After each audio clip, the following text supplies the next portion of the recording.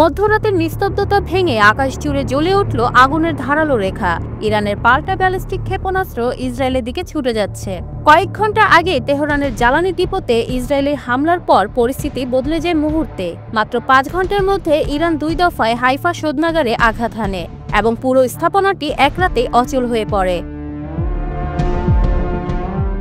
ইসরায়েলের গোয়েন্দা স্থাপনায় হামলার পরেই শুরু হয় ইরানের true promise 3 operation. Electric jamming, cyber আক্রমণ, ড্রোন এবং ক্ষেপণাস্ত্র চারদিক থেকে একযোগে আঘাতে ইসরায়েলের যোগাযোগ ব্যবস্থা ভেঙে পড়ে। মোসাদের একটা স্থাপনায় হামলায় ইরানের দাবি অনুযায়ী অন্তত 36 জন নিহত হয়।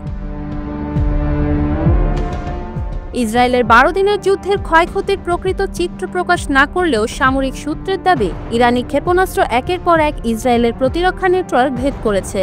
যুক্তরাষ্ট্রের সহায়তায় পূর্ণ এয়ার ডিফেন্স সক্রিয় থাকা সত্ত্বেও অনেক আঘাত ঠেকানো যায়নি।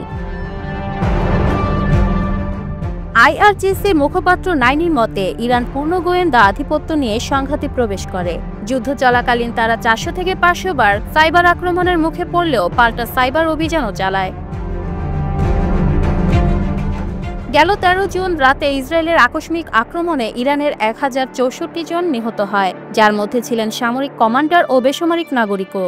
যুক্তরাষ্ট্র ইরানের 3টি পারমাণবিক স্থাপনায় হামলা চালালে ইরানও দখলকৃত অঞ্চল ও কাতারের আল উদেদ মার্কিন ঘাঁটিতে পাল্টা আঘাত হানে।